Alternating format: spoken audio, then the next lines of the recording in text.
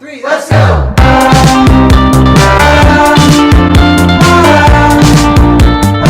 Just like me. I'll actually be reading a poem from the book, and it gives me pockets of peace. So let's begin.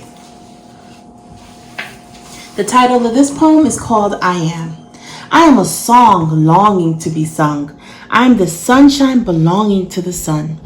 I am the sweetness in the breeze. I am the roots of the big oak tree. I am the fish swimming in the sea. Results of ancestors praying to be free. I am.